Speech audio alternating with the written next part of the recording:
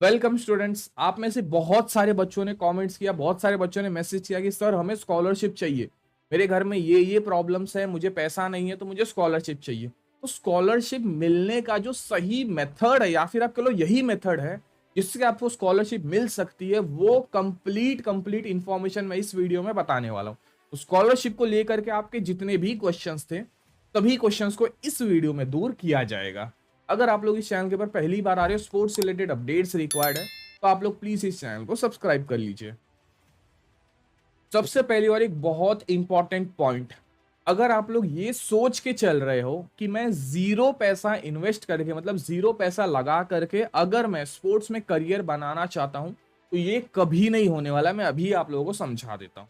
Sports में आने के लिए ना बहुत ज्यादा पैसे की इन्वेस्टमेंट लगती है, बहुत ज्यादा। मतलब आप कह लो मिनिमम, अगर आप कम से कम भी अगर मान के चलते हो तो कम से कम भी अगर आप मान के चलते हो भी लगभग 30, 35, 50,000 के लगभग में एक अच्छा करियर बनाने के लिए पैसे इन्वेस्ट करने पड़ते हैं।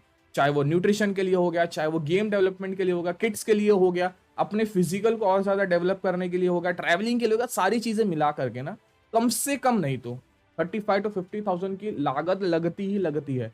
कुछ ऐसे भी इवेंट्स होते हैं जिनमें जो आप कह लो किट्स वगैरह रहते हैं वो काफी ज्यादा एक्सपेंसिव रहते हैं, तो वो चीजें और ज्यादा वहां पर बढ़ सकती है। समझे? तो प्लीज आप लोग ये चीज अपने दिमाग से निकाल दो कि मैं जीरो पैसा इन्वेस्ट करके कोई भी इवेंट में आगे प्रोफेशनल लेवल तक पहुंच सकता हूं, ये कभी नहीं पॉसिबल बनने वाला। दूसरा इंपॉर्टेंट पॉइंट, स्पोर्ट्स में बहुत सारी ऐसी फैसिलिटीज भी हैं, ठीक है, ऐसा नहीं कि नहीं है, जहां पर उन बच्चों को भी लिया जाता है जिनके अंदर टैलेंट है। भले पैसा नहीं है या वो चीज अलग बात बनती है, बट अगर टैलेंट है तो वो चीजें अवेलेबल की जाती है। बट यहां पर दिक्कत क्या होती है? सबसे पहले जो बड़ा दिक्कत होता है वो रहता है कि इन चीजों में घोटाले बहुत होते हैं। आप लोगों को भी पता है, सबको पता है, ठीक है। Science sports authority of India जो है वो भी ये चीजें कंडक्ट करवाती है। बट आप खुद सोच के देख लो, इंडिया की आबादी इतनी ज्यादा है, जहां पर इंडिया आज के टाइम पे यूथ पॉपुलेशन में सबसे ज्यादा है। समझे? तो अगर किसी भी बच्चों को ये चीजें प्रोवाइड कर, अगर मैं मान के चलूँ कि चलो अगर मैं 50 करोड़ में बता रहा हूँ, अगर मैं 50 करोड़ बच्चों को फैसिलिटी देने का सोचता हूं ना, और अगर एक बच्चे के पीछे भी अगर मैं समझो ज्यादा नहीं तो भी मैं अगर 50,000 की इन्वेस्टमेंट करता हूं, तो 50,000 इंटू 50 करोड़ कर लो, उतना पैसा इंडियन गवर्नमेंट को देना पड़ेगा। और इसमें फिर घोटाले आ जाएंगे तो और पैसा बढ़ जाएगा। आप कुछ सोच के देखो, क्या ये चीजें पॉसिबल हैं कि एक जीरो लेवल के बच्चों को मैं ये चीजें प्रोवाइड करूं कि हाँ ठीक है, आपके अंदर थोड़ा बहुत टैलेंट है या फिर टैलेंट भी नहीं है और मैं आपको फ्री में सपोर्ट करूं? तो क्या ये चीजें पॉसिबल है किसी भी फाउंडेशन की तरफ से, किसी भी फाउंडेशन की तरफ से? समझे? तो ये चीजें आसान नहीं बनती है। कुछ इवेंट्स रहते हैं, मैं भी कहूंगा ऐसा नहीं कि कुछ भी जीरो चीजें, हाँ कुछ ऐसे फाउंडेशन हैं, साई का एक हो गया, जहां पर वो टैलेंट को थोड़ा बहुत सर्च करते हैं, जहां से 10-12 बच्चों को छोटे छोटे डिस्ट्रिक्ट से, स्टेट से उठाया जाता है, जिनको फैसिलिटीज दी जाती है, वो परफॉर्म करते हैं तो उनको आगे प्रोसीड किया जाता है। नहीं कर पाते हैं तो उनको फिर ड्रॉबैक करके हटा दिया जाता है। समझे? बट वो नंबर इतना कम है ना कि उसका अपडेट बहुत कम आता है। ये आप एफर्ट्स लोगे तो ही होगा, वरना मैं बता करके कुछ मतलब नहीं बनने वाला। सेकंड इंपॉर्टेंट पॉइंट क्लियर होगा कि क्या चीजें बनती है। अब ज्यादातर स्कॉलरशिप्स उन बच्चों को दी जाती है जो स्टेट नेशनल में रिप्रेजेंट किए हैं। मेडल लिए रहेंगे तो और ज्यादा अच्छा बनता है, बट हाँ अगर रिप्रेजेंट किए तो उनको फैसिलिटी दी जाती है। क्यों दी जाती है? कि उन बच्चों ने स्टेट नेशनल तक पहुंचने के लिए मेहनत की है। अब अगर इनको मेहनत और ज्यादा, हमारी तरफ से सपोर्ट और ज्यादा मिल गया, जो फाउंडेशन का सोच रहता है, हमारी तरफ से अगर और ज्यादा सपोर्ट मिल गया तो ये बच्चा और ज्यादा बेटर कर सकता है। अब इसके अंदर कंपनीज जो भी फाउंडेशन रहती है उनका क्या फायदा रहता है? पहला फायदा तो ये कि जब एक बच्चा बड़ा बनता है, एक इवेंट के अंदर बड़ा बनता है, अपना नाम बनाता है, जैसे कह लो हमारे golden boy sir Neeraj Chopra, जिन्होंने गोल्ड मेडल लेके आया ओलंपिक इवेंट्स के अंदर। अब इतना ज्यादा फेम बढ़ गया, अब उनके फेम के साथ जो भी कंपनीज जुड़ी थी, ऑब्वियस सी बात है उनका भी नाम बढ़ेगा। उनकी अगर आपने जर्सीज देखा रहेगा ना, तो हर जर्सी के ऊपर किसी ना किसी फाउंडेशन का लोगो रहता ही रहता है।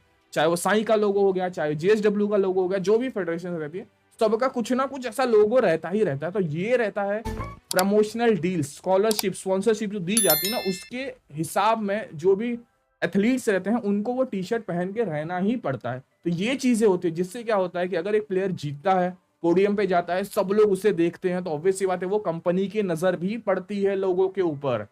समझे? जिस वजह से ये स्कॉलरशिप स्पॉन्सरशिप दी जाती है, ऐसे ही कोई नहीं देता है। समझे? तो यही चीज आपको समझनी पड़ेगी। जब तक आप अपना एक लेवल नहीं बनाते हो तब तक बहुत मुश्किल बनने वाला है। अगला कुछ बच्चे क्वेश्चन पूछते हैं कि सर मेरी एज 30-35 साल हो चुके हैं, क्या मुझे अब स्कॉलरशिप स्पॉन्सरशिप मिल सकती है?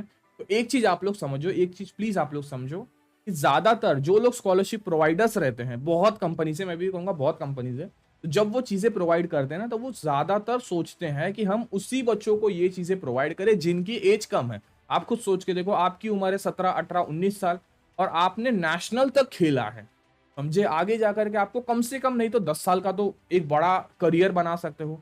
ठीक है, आपने पहले भी खेला, तो कम से कम नहीं तो आप कह लो 15 से 20 साल का आपका एक स्पोर्ट्स का करियर था, तो वो रहता है एक बोलते हैं ना परफेक्ट प्लेयर जिसने स्पोर्ट्स में कुछ किया है। ये नहीं कि आप 1 आध 2 साल खेल लिया, फिर बड़ा ब्रेक ले लिया, 1 आध 2 साल कुछ नहीं किया, फिर से वापस आ रहे हो और तुमको चाहिए कि नहीं मुझे अभी प्रमोशनल डील चाहिए, स्पॉन्सरशिप चाहिए, तो ये चीजें कभी नहीं मिलने वाली। समझिए, अगर आप एक कंटिन्यूटी में अगर एक करियर बनाते हो, इंजरी की वजह से अगर आप बाहर हो गए तो अलग बात है, बट बोलते हैं ना एक कमबैक जो होता है वो तगड़ा कमबैक बनना चाहिए। तब जाकर के कोई भी कंपनी सोचती है कि नहीं इस बच्चे को मुझे स्पॉन्सरशिप या जो भी डील्स रहती है वो चीजें देना चाहिए। समझे? छोटे एज पे बच्चों को क्यों दी जाती है? पहली चीज तो ये कि जब उनकी एज छोटी रहती है ना, तब अगर ये चीजें प्रोवाइड की ना तो उनको और ज्यादा प्रोत्साहन मिलता है चीजों में ज्यादा आगे जाना, क्योंकि उनके पास आगे एक बड़ा टाइम है, करियर बहुत बड़ा है उनके पास। समझे? तो जो भी कंपनीज ऐसे बच्चों को बोलते हैं ना स्कॉलरशिप देती है, उनका भी फायदा होता है कि ऑब्वियस सी बात है, ये बच्चा हर जगह जाकर के मेडल जीतेगा, हर जगह मेरा भी कंपनी का नाम आगे आएगा।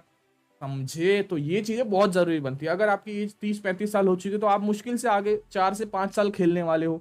समझे? आपको पैसा डालने से बेटर है कि मैं एक छोटे बच्चे में पैसा डाल दूं जो इन चीजों को और ज्यादा अच्छा कर लेगा। जी। चौथा इंपॉर्टेंट जो सवाल बनता है कि जो स्पॉन्सरशिप है वो कितने वैल्यू पे डिफर करती है। सबसे पहली चीज तो वो आपके लेवल के ऊपर रहती है। ठीक है, अगर आप इंटरनेशनल लेवल के प्लेयर हो तो आपको अच्छी खासी अमाउंट दी जाएगी। अगर आप एक नेशनल या फिर आप स्टेट लेवल के प्लेयर हो तो हाँ आपको उनके कंपैरेटिवली थोड़ा कम अमाउंट दिया जाएगा। तो ये टोटली डिपेंड करता है आपके परफॉर्मेंस के ऊपर कि आप किस तरीके का परफॉर्मेंस शोकेस करते हो। अच्छा परफॉर्मेंस रहेगा, अच्छा पैसा मिलने वाला, ऑब्वियस सी बात है, आप खुद समझ सकते हो। अगर आप 1-2 बार इंटरनेशनल ओलंपिक में अगर रिप्रेजेंट करते हो तो आप खुद समझ रहे कितना अच्छा पैसा वहां पर प्रोवाइड किया जाता है। आपका भी नाम बढ़ेगा, कंपनीज का भी नाम बढ़ेगा, तो ऑब्वियस सी बात है कंपनीज आपके ऊपर और ज्यादा पैसा इन्वेस्ट करेगी। पॉइंट क्लियर हो गया कि स्कॉलरशिप वगैरह में क्या क्या चीजें होती है। अगर आप ये चीज सोच के चल रहे हो कि मैं 0 पैसे में अपना करियर बना लूंगा तो ये बहुत मुश्किल बनने। शॉर्ट वीडियो था, छोटा वीडियो था, आपको जानकारी मेन मुझे पहुंचानी थी, क्योंकि आप में से बहुत सारे बच्चे मुझे भी बहुत बार पूछते कि सर मुझे स्कॉलरशिप चाहिए, मेरा ये दिक्कत है, वो दिक्कत है, वो दिक्कत है। देखो, लाइफ का दूसरा नाम ही दिक्कत है। समझे? आपको खुद को पता रहेगा, भगवान राम जो धरती पे आए तो उन्होंने कितनी सारी परेशानियां झेली। भाई भगवान होने के बावजूद अगर वो इतनी परेशानियां झेल सकते हैं तो आप तो फिर भी मनुष्य हो। ठीक है, तो भाई ये चीजें बहुत मुश्किल बनने वाली है। अगर आप ये सोच के चलते हो कि प्रॉब्लम्स नहीं आएगी तो ये पॉसिबल ही नहीं बनने वाला। हर प्रॉब्लम का कुछ ना कुछ सोल्यूशन होता है, बस उन चीजों को आपको ढूंढना पड़ेगा। चाहे वो फिजिकली सोल्यूशन हो, चाहे मेंटली सोल्यूशन हो, वो चीजें आपको ही फिगर आउट करनी पड़ी। समझे? मैं यहाँ पर बैठा हूँ आपको सपोर्ट करने के लिए, बट ऐसा नहीं कि मैं आपको भगाऊं लेकर के, नहीं नहीं चलो चलो करके, ये चीजें नहीं होने वाली। समझे? तरीका बताया जा सकता है, बट ऐसा नहीं कि आपके लिए उस जगह पर काम किया जाए। समझे? तो एफर्ट्स आपको लेने पड़ेंगे, मैं इतना ही कह सकता हूँ। पैसे की प्रॉब्लम है तो खुद से अरेंजमेंट करो ना, खुद से अरेंजमेंट करो। बहुत सारे बच्चों को मैंने देखा है कि सर मेरे घर पे खाना नहीं है, ऐसा नहीं है, वैसा है, अब मैं क्या करूं? तो आप अरेंजमेंट करो ना। आप 18-19 साल के हो चुके हो, इनाफ हो चुके हो। फॉरेन कंट्रीज में ना बच्चे 16 साल से ही काम पे लग जाते हैं, बाकी सारी चीजें वो अपने दम पर करते हैं। बट हमारे यहाँ पर एक छोटा सा कल्चर बन चुका है जहां पर हम काफी एज तक होने के बाद जाकर के हम जॉब में अपने आप को ऑप्ट करते हो, तो वो चीजें थोड़ी ज्यादा डिफरेंट है। बट हाँ, ऑल द मोस्ट आप इतना ही कह सकते हैं, India is the best. But हाँ, यहाँ पर ये चीजें थोड़ी सी इंप्रूव हो जाएगी। छोटे एज से अगर बच्चों को वर्क एंड ऑल में डाल दिया जाए तो हाँ आपके लिए और ज्यादा चीजें बेनिफिशियल बनने वाली। काफी सारे बच्चों को मैंने देखा है, मेरे अभी भी कांटेक्ट में एक स्टूडेंट है जो कबड्डी का प्लेयर है। वो खुद जॉब पे जाता है और फिर शाम के टाइम पे प्रैक्टिस करता है। मतलब दिन भर वो बंदा जॉब पे रहता है, शाम को आता है, प्रैक्टिस करता है, फिर उसके बाद जाकर के रात को कुछ और वर्क करता है और फिर जाकर के वो इवेंट्स वगैरह के लिए भी जाता है। तो ऐसे भी बहुत सारे बच्चे हैं जो इतना ज्यादा एफर्ट्स ले रहे हैं, तो आप भी ये चीजें कर सकते हो। आज की वीडियो के लिए बस इतना ही था। नीचे डिस्क्रिप्शन में आपको बहुत कुछ मिल जाएगा, उन सारी की सारी चीजों को आप लोग जरूर चेक करना। मिलते हैं अगले वीडियो में, तब तक के लिए टेक केयर, जय हिंद।